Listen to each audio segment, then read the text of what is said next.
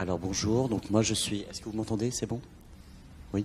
Donc je suis Benjamin Massé, donc je suis responsable du service formation de la BU Santé, et donc j'ai animé avec Françoise Zenz, donc qui est responsable des formations pour le pôle pharmacie, l'atelier sur la formation des internes. Alors on a commencé en fait... J'ai juste changé de lunettes.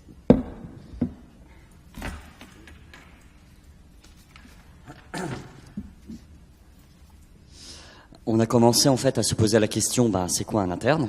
Voilà. Donc on a surtout rappelé que l'interne de médecine, ça n'était pas un interne de pharmacie ni un interne d'odontologie, puisqu'en médecine ils passent tous l'ECN, alors que dans les deux autres disciplines, ça reste un concours. Et pour l'interne de médecine, rappelons qu'il est à la fois un professionnel et un étudiant. C'est un praticien en cours de formation.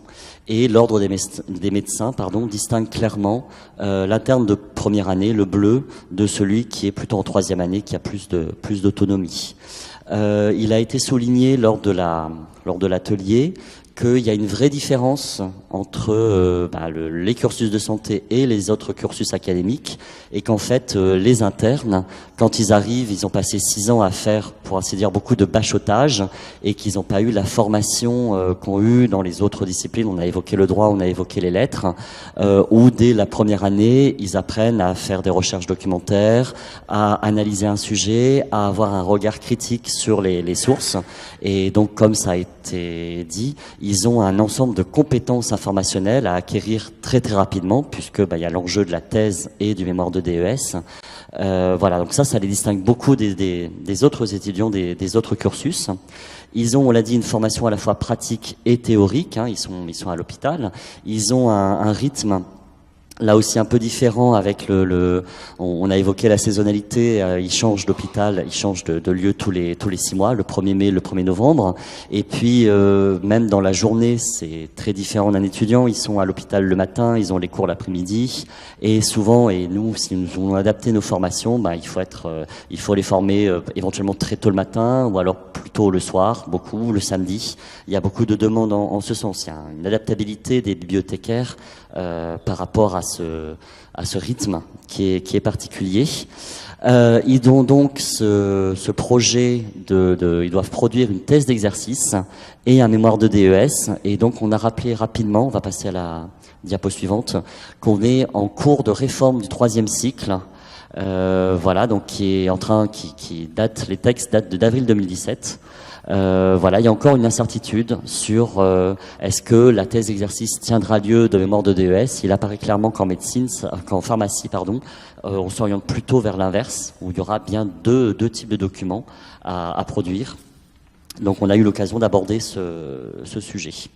Pour les difficultés, donc déjà, il faut peut-être rappeler quel est l'objectif des formations. Nous avons en tête, nous, l'idée que les internes doivent produire donc une thèse d'exercice, un mémoire, mais ils ont aussi besoin des formations pour faire une présentation lors d'un staff, ou faire une bibliographie sur un sujet, ou rechercher un article. Voilà. Pour nous, il faut qu'on adapte nos formations. On a notamment évoqué les différences entre les spécialités. On a notamment abordé la médecine générale, qui est un petit peu à part, parce que la médecine générale est une spécialité jeune. Ils ont, eux, le réflexe de demander à la bibliothèque, parce que ils ont besoin de se légitimer, ils sont prêts à travailler avec la bibliothèque. On a le sentiment que les autres spécialités sont un peu plus, sont un peu plus fermées. Elles ont leur historique. On a parlé du choix des différentes bases qui sont différentes selon les spécialités. On a également eu l'occasion de dire qu'il fallait pas se contenter des bases de médecine, que des bases en SHS, que même des bases en sport, on a parlé de Kern, pouvaient être utiles pour des sujets, je pense par exemple à la relation soignant-soigné en médecine générale. Donc ce sont des choses qui ont été évoquées. Au niveau des modalités, on a constaté que les modalités étaient très différentes, notamment la complémentarité ou le choix entre d'autres services. On a vu que dans certaines BU, le choix se portait plus sur des services personnalisés. On a vu que d'autres faisaient plus des formations en présentiel, des ateliers. On a eu l'occasion d'aborder dans les hôpitaux, c'était notamment Julie Brugnot, qui disait qu'elle faisait des formations en petits groupes par spécialité, qu'elle adaptait ses exemples. Voilà, donc les modalités sont différentes. On a évoqué également les différents supports. Voilà, il a été évoqué notamment le projet Doc2Bib, qui sont des petites vidéos, voilà, qui sont en complément. Des formations en présentiel qui permettaient notamment voilà, de ne pas insister sur les aspects, changer l'affichage, des choses comme ça, et qui permettaient lors de nos formations de nous concentrer sur le cœur de ce que nous on sait faire, c'est-à-dire trouver les mots-clés, savoir interroger les bases. Voilà. Les difficultés que nous avons aussi par rapport à notre public, c'est que déjà ils méconnaissent les services de la bibliothèque. Pour eux, la bibliothèque c'est le lieu où ils viennent réviser la PACES, l'ECN. Ils ne savent pas forcément qu'on propose des services comme des formations, comme des rendez-vous.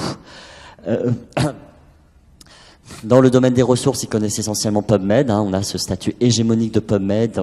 Ils connaissent aussi un petit peu Google Scholar et le Sudoc, mais on est aussi là pour leur indiquer qu'il existe d'autres ressources qu'on paye souvent très très cher. Voilà. Et nous avons aussi la difficulté, cette apparente simplicité des interfaces, où il semble facile d'interroger PubMed comme Google, alors qu'en fait, évidemment, PubMed n'est pas du tout Google. Voilà. Donc les difficultés. Nous avons continué à voilà, c'est donc faire reconnaître la légitimité des bibliothécaires pour former les internes. On a évoqué un petit peu en fin d'atelier les moyens humains, puisque faire des formations individuelles, adapter nos formations aux spécialités, ça prend du temps. Il faut avoir du temps. Il faut aussi avoir des collègues. Il faut des collègues qui sont eux-mêmes formés aux compétences pédagogiques, qui savent transmettre un contenu. Il faut une certaine appétence pour la formation, clairement. Non seulement il doit avoir les compétences pédagogiques, mais aussi il faut savoir maîtriser les bases. Donc c'est sûr que il faut que voilà, il y a une formation en interne qui est importante. Et puis il y a toute cette question de faire connaître nos formations, donc toutes les stratégies. Alors on a parlé d'entrisme, on a parlé de s'inviter aux présentations faites tous les 6 mois par les chefs de service, de passer par les représentants des internes, de faire des guides, des flyers, des affichettes, de passer par les réseaux sociaux, même si on se rend compte que les moyens les plus traditionnels comme le bouche à oreille, c'est quand même ceux qui fonctionnent le mieux. Voilà. Et puis rapidement les opportunités. Former l'étudiant, mais pas seulement, former aussi le futur chercheur, le futur professionnel. Parmi nos internes, certains vont s'investir dans une thèse de sciences. Voilà, continuer une carrière. Et puis faire reconnaître la bibliothèque, qui est non seulement un lieu de ressources documentaires, mais qui propose des services associés et une expertise. Donc voilà, quelques mots de conclusion très rapides, parce qu'on a terminé un peu sur le fil. Voilà, on se disait que faire du sur-mesure, c'est vraiment l'idéal. Quand on peut adapter. On a un public qui n'aime pas perdre son temps, qui aime bien quand il peut mettre à profit directement ce qu'il apprend. On insiste beaucoup sur la manipulation des outils, le fait de pouvoir avoir une formation directement applicable. Et puis nous faire connaître, faire de l'entrisme.